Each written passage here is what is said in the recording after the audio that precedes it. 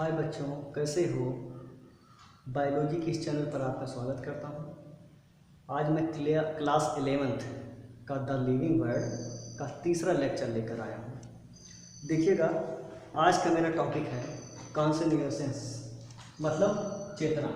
Consciousness मतलब चेतना। देखिए, जो चेतना होता है वो plant respond to external factor. Plant respond to external factor मतलब ये जो प्लांट रिस्पॉन्स करता है किसको? एक्सटर्नल फैक्टर मतलब बाह्य कारक। बाह्य कारक कौन कौन से? लाइट है, टेम्परेचर है, वाटर है और पॉल्यूटेंट मतलब ये है प्रकाश है, तापमान है, जल है और प्रदूषक। इसको ये रिस्पॉन्ड करता है। इसका मतलब ये होता है कि जैसे महसूस करना और उसके प्रति अनुक्रिया करना। अभी कुछ एग्जांपल मैं आपको बताऊंगा तो वहाँ आपको ज़्यादा समझ में आएगा। अब देखिएगा, photo periodic effect reproduction in sessional breeder. इसका मतलब है फोटो पीरियड का मतलब होता प्रतिदीप्ति काल। Effect reproduction in sessional breeder मतलब सेशनल ब्रीडर का मतलब होता मौसमी प्रजनन। मतलब ये होता चाहे प्लांट हो चाहे एनिमल्स हो, एक विशेष मौसम में क्या करते हैं वो? एक विशेष मौसम में क्या करते हैं? या तो प्लांट होंगे तो पुष्पन की क्रिया को करेंगे और एनिमल्स होंगे तो रिप्रोडक्शन की क्रिया करेंगे। देखिए, मैंने उसी बात बताया, photo periodic effect reproduction in sessional breeder. जैसे प्लांट को अगर हम ले लें तो प्लांट क्या करते हैं? एक विशेष मौसम में पुष्पन की क्रिया को करते हैं, जबकि एनिमल्स क्या करेंगे? एक विशेष मौसम में क्या करते हैं? रिप्रोडक्शन की क्रिया को करेंगे। एक चीज और याद रखिएगा, ह्यूमन सेल्फ कॉन्शियसनेस मतलब ह्यूमन मनुष्य एक ऐसा प्राणी है जिसमें सेल्फ कॉन्शियसनेस पाई जाती है। मतलब इसका मतलब होता है अवेयर ऑफ हिमसेल्फ। इसका मतलब क्या है?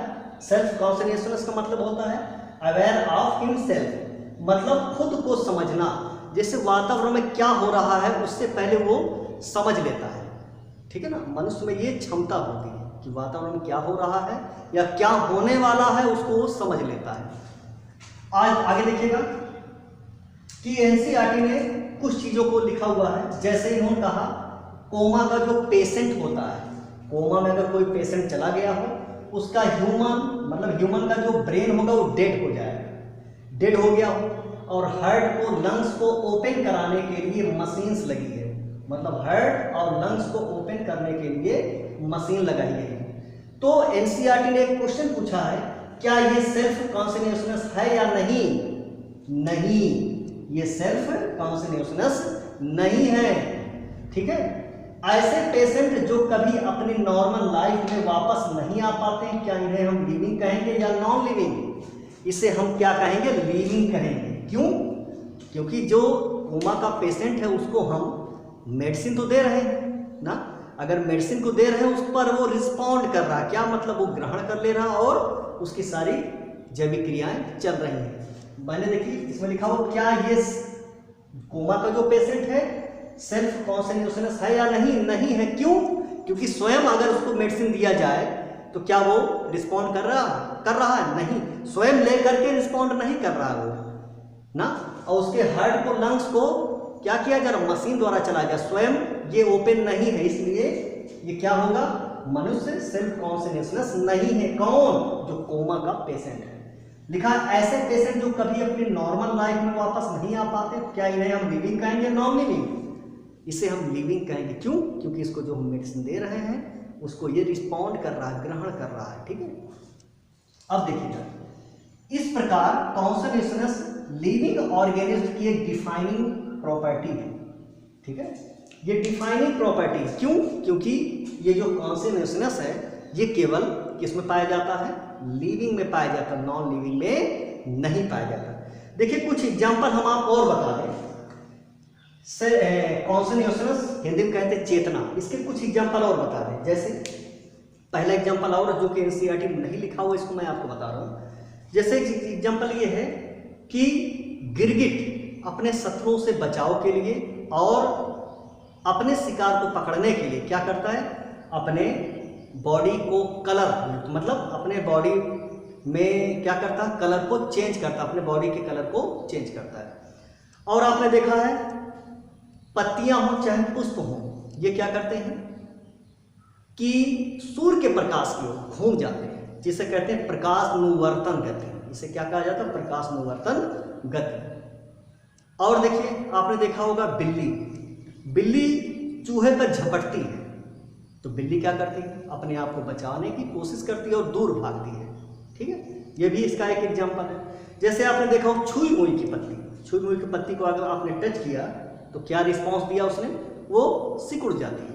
ठीक है, और क्या, अगर आपके आसपास अगर धुआं उठ रहा हो तो आप क्या करोगे? उस धुएं से बचने के लिए आप पीछे हट जाते हैं।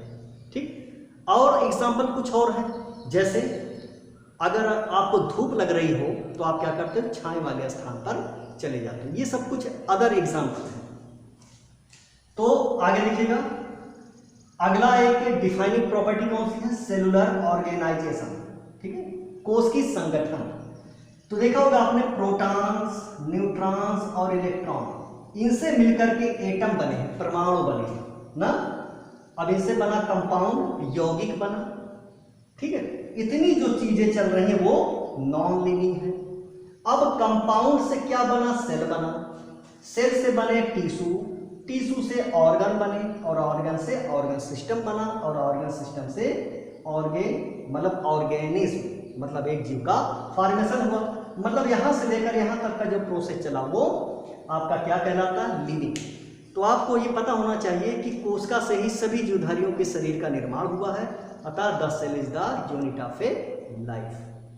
ठीक है, तो इतनी बात था इसमें। और ये डिफाइनिंग प्रॉपर्टी जो थी या डिफाइनिंग जो कैरेक्टर्स थे, ये लास्ट आपका सेलुलर ऑर्गेनाइजेशन में कंप्लीट हो गया। फिर से एक बार देख लीजिएगा, कॉन्शियसनेस का मतलब होता है चेतना। तो बताया जा रहा है चाहे प्लांट हो, देखिए प्लांट हो चाहे एनिमल्स हो, तो पहले अगर प्लांट की बात करें, ये एक्सटर्नल फैक्टर को क्या करता है? रिस्पॉन्ड, मतलब एक्सटर्नल फैक्टर इस पर पड़ा तो ये रिस्पॉन्ड करता है। जैसे अगर लाइट पड़ेगी या टेम्परेचर बढ़ेगा या घटेगा, या वाटर मिलेगा या पॉल्यूटेंट, प्रदूषक, इसके प्रति क्या करते हैं? रिस्पॉन्ड करते हैं। मतलब लिखा है plant respond to external factor. External ये फैक्टर है बाह्य कारक हिंदी में कहते हैं, इसके प्रति ये रिस्पॉन्ड करते हैं। Photo periodic effect reproduction in sessional breeder, इसका मतलब फोटो पीरियोडिक का मतलब होता है प्रतिदीप्त काल। मतलब प्रतिदीप्त काल आप पढ़ेंगे 11th में, प्लांट फिजियोलॉजी के लास्ट लेसन में आप पढ़ेंगे, उसमें आपको पूरा डिटेल बताया जाएगा। इतना आप जान लीजिए। अगर प्लांट की बात करेंगे, सेशनल ब्रीडर का मतलब होता है मौसमी प्रजनन। अब प्लांट की बात करें, एक विशेष मौसम में पुष्पन करता है। एनिमल्स की बात करें, एक विशेष मौसम में जन्म करता है। ठीक है, अब ह्यूमन एक ऐसा प्राणी है जो जिनमें सेल्फ कॉन्शियसनेस पाया जाता है, मतलब अवेयर ऑफ हिमसेल्फ। इसका मतलब खुद को समझना, खुद को समझता है और इस वातावरण में जो भी चीजें होने वाली हैं या हो रही हैं उसे ये महसूस कर लेता है। अब देखिए एनसीईआरटी में क्या लिखा हुआ है यहाँ कि अगर कोमा का कोई पेशेंट है, इसका ब्रेन डेड हो चुका है, तो हार्ट लंग्स को ओपन करने के लिए इसमें मशीन लगाई गई है। अगर ये मशीन लगाई गई है, अगर ये मशीन लगी है यहाँ पर, तो क्या ये सेल्फ कॉन्शियसन है या नहीं? ऐसे पेशेंट जो कभी अपनी नॉर्मल लाइफ में वापस नहीं आ पाते, इन्हें हम लिविंग कहेंगे या नॉन लिविंग कहेंगे। तो अगर कह रहा क्या ये सेल्फ कॉन्शियसनेस है या नहीं? नहीं। क्यों? क्योंकि इनके सारे ऑर्गन को क्या किया जा रहा है? एक मशीन के द्वारा स्टार्ट किया जा रहा है। दूसरा क्वेश्चन एनसीईआरटी ने पूछा, ऐसे पेशेंट जो कभी अपनी नॉर्मल लाइफ में वापस नहीं आ पाते, तो इन्हें हम लिविंग कहेंगे या नॉन लिविंग? इसे हम लिविंग कहेंगे। क्यों? क्योंकि जो इसको मेडिसिन दी जा रही है, जो इसको मेडिसिन दी जा रही है, इसे ये रिस्पॉन्ड कर रहा है, ग्रहण कर रहा है, इसे हम लिविंग कहेंगे। ठीक, तो इस प्रकार कॉन्शियसनेस लिविंग ऑर्गेनिज्म की डिफाइनिंग प्रॉपर्टी। ठीक है, तो अगला है सेलुलर ऑर्गेनाइजेशन। इसमें देखिए प्रोटॉन्स, न्यूट्रॉन्स, इलेक्ट्रॉन, इनसे मिलकर एटम बनता है, मतलब परमाणु बनते हैं। परमाणु से क्या बना? कंपाउंड, यौगिक बना। इतनी चीजें नॉन लिविंग हैं। ऐसे कंपाउंड से बना क्या? सेल बना। सेल से टिश्यू बने, टिश्यू से ऑर्गन बने, और ऑर्गन से ऑर्गन सिस्टम बना, और ऑर्गन सिस्टम से एक नए जीव का निर्माण हुआ। तो हम कह सकते हैं सभी जीवधारियों का शरीर कोशिकाओं से मिलकर बना हुआ है। The cell is the unit of a life. ठीक है, तो अगले लेक्चर में आपको मैं अगले टॉपिक पर बताऊंगा।